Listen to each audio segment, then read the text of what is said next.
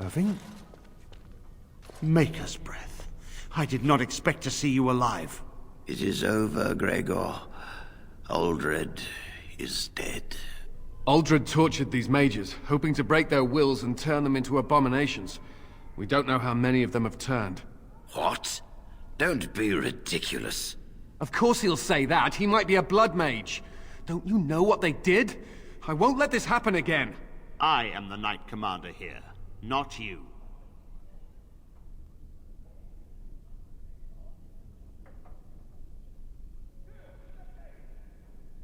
We will rebuild.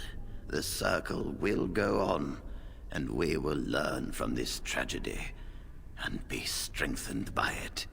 We have won back the tower. I will accept Irving's assurance that all is well. But they may have demons within them, lying dormant, lying in wait. Enough! I have already made my decision. Thank you.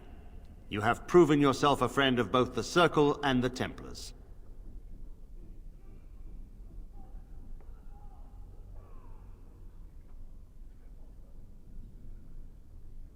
I promised you aid, but with the Circle restored, my duty is to watch the mages. They are free to help you, however. Speak to them.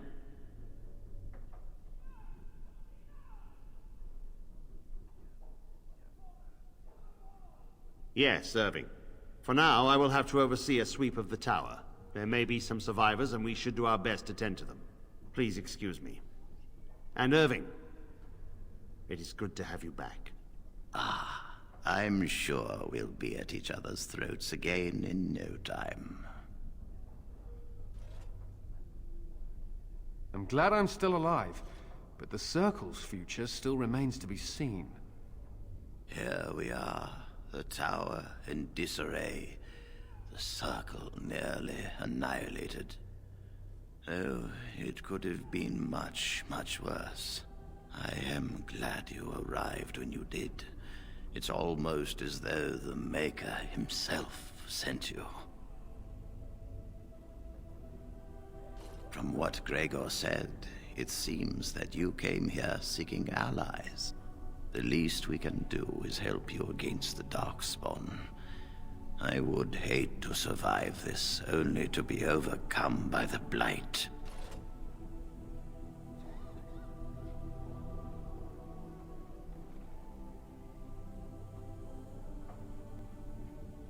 Do not underestimate us. Even one mage will be a great help to you.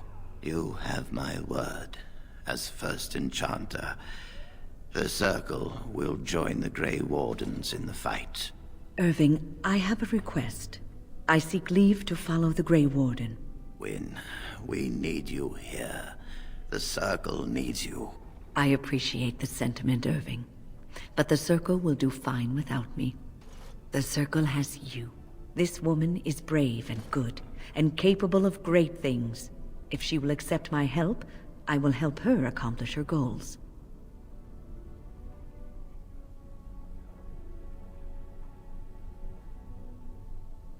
You were never one to stay in the tower when there was adventure to be had elsewhere. Why stay when I can be of service elsewhere? Then I give you leave to follow the Gray Warden, but know that you always have a place here. There is much to be done here, and I must go. You must forgive me for not being a proper host.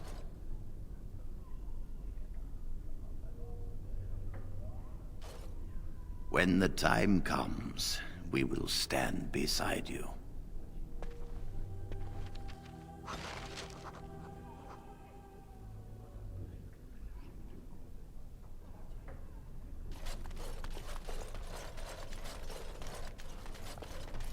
You really killed all those abominations? I didn't think it was possible. I thought we'd all die here. I'm sure you need supplies after that, don't you?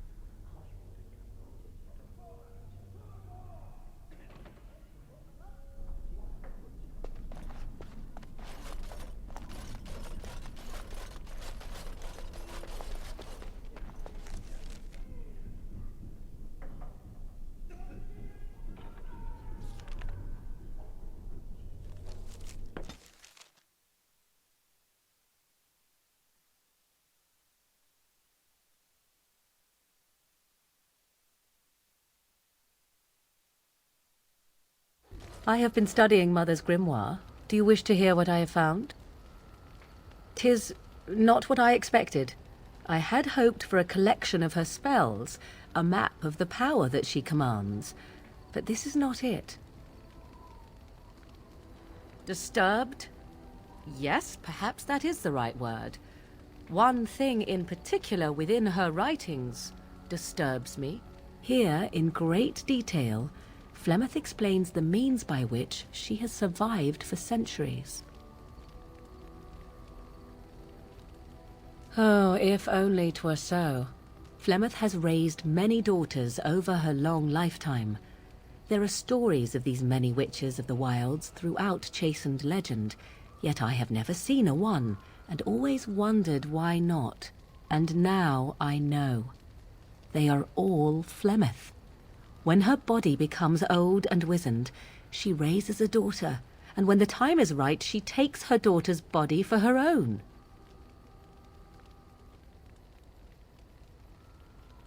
I do not know.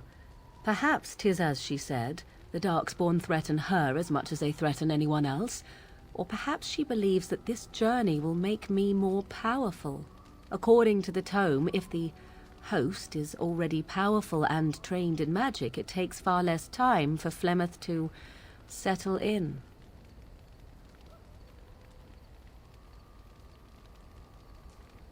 Not by any natural means. Perhaps I should take this as a vote of confidence from her on my capabilities. Or perhaps she simply wished me gone from the Korcari wilds so she could prepare her ritual in peace. A disturbing thought.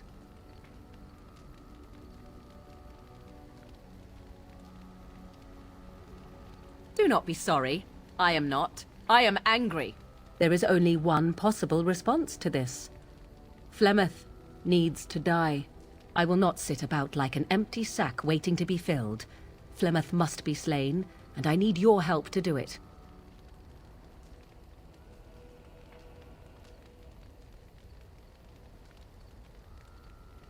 And what would that do? At best, I would receive pointless reassurances. At worst, Flemeth would imprison me once she became aware I know what I do. I know my mother well enough to be confident she would show no mercy when it came to her own survival. I must do the same. It may seem so. If you think of Flemeth as a mother, think of her instead as an ancient abomination that intends to use her own flesh and blood to extend her life beyond all natural limits. She did not wish anyone to get a hold of this information, least of all me. Now I have. If I do not act on what I know, then more the fool am I. Then what needs to be done is for you to go back to Flemeth's hut in the Korcari wilds without me. If I am present when she is slain, I cannot be certain that she will not be able to possess my body right then, so I must remain at the camp. Confront her and slay her quickly. I doubt she will truly be dead even then, but it will take her years to find a new host and recover her power, if that is even possible. The thing I must have is her true grimoire. With it, I can defend against her power in the future. Everything else in her hut is yours.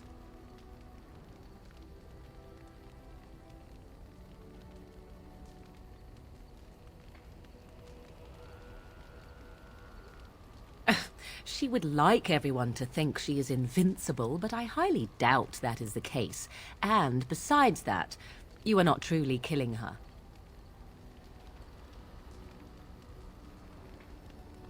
Not really, but the sooner the better, no?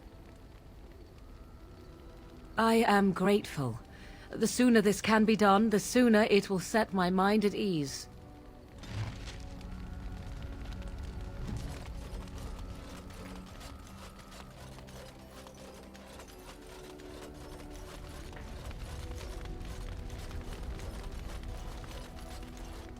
Oh, it's been a long day. Rest would be welcome. Yes, of course. I am just a little weary. As you may have noticed, I'm no spring chicken. Thank you. You're very kind to say so. But in all honesty, I do not know how many years I have left in me. I have lived for such a long time, but there is always something else to do. And I have to keep going in order to do it. I think I will be glad when I am done. Oh, I don't know. I really don't.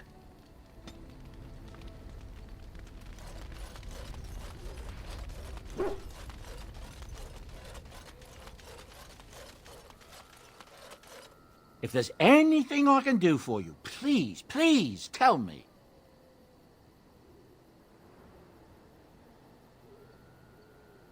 Well, if you're really interested, I suppose it wouldn't hurt to tell you. I am originally from Orzammar, the famed dwarven city that lies beneath the stately Frostback Mountains. I was a merchant there, too. Merchant caste. These things are in the blood, you know. You can't just leave them behind. I ran a fairly successful business. Rare artifacts, you know. Old things, grand things. The nobles loved them. Reminded them of the lost glory days, I suppose.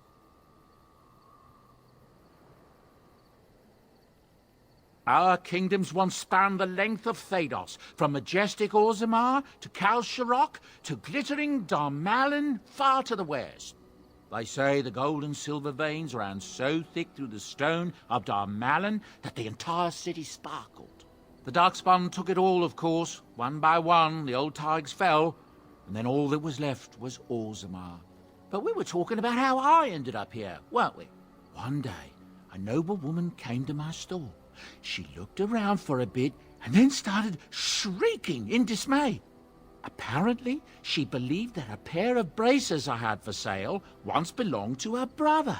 He'd been lost in a cave-in, you see, while on an expedition to clear out the Darkspawn from one of the tunnels running close to the city. They were made specially for him. They're unique, she shrieked. He stole them from my poor brother's corpse. She had me arrested on the spot, of course. Nobles, they're touchy like that.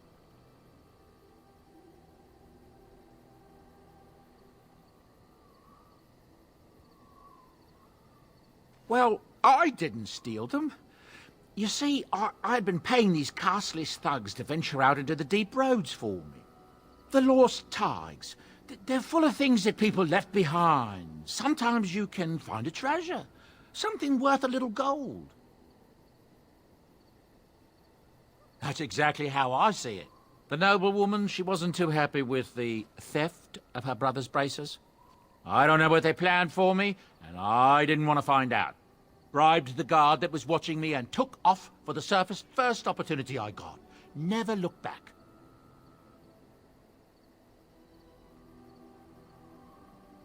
You're quite welcome. Now, is there anything the boy or I can get you? Ah, yes. I'm married to a fine woman back in Denerim, it's true. She'd give me a son if she could, but that's not likely to ever be. Sandal here. I found him in the deep roads years ago. Abandoned, I think, and he was never quite right in the head. I took him in, and I brought him with me when I came here to the surface. He may not be my blood, true, but I think of him as one. We left Orzammar. That's right, boy. Maybe one day we'll see it again. That's how I've always felt. As long as he's happy, so am I. It's not as if I don't benefit, mind you. Turns out the boy's a natural working with enchantments. He might have even been lyrium-addled. I never thought of that before, to be honest. Happens sometimes. He can work an enchantment into just about anything, however, given some time. Could probably open his own shop, if he knew how. Enchantment.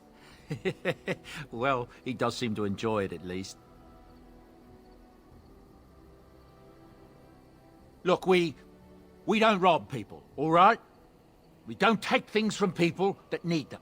The things in the lost tigers, what good did they do lying there? I brought them back to Orzammar, where people could look at them and remember. It's not all that different up here. There are places long abandoned by the humans everywhere. Even more now with the Darkspawn coming. People flee from the Blight with good reason, but they forget things. Things with value and meaning. They leave them behind because they're frightened and desperate. And sometimes my boy and I, we find our way to these places before the Horde descends, and we save these things. I take them away so the Darkspawn don't get them. Is that so bad?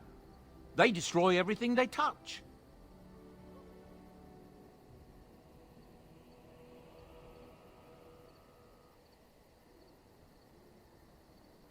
That's what I tell myself, too.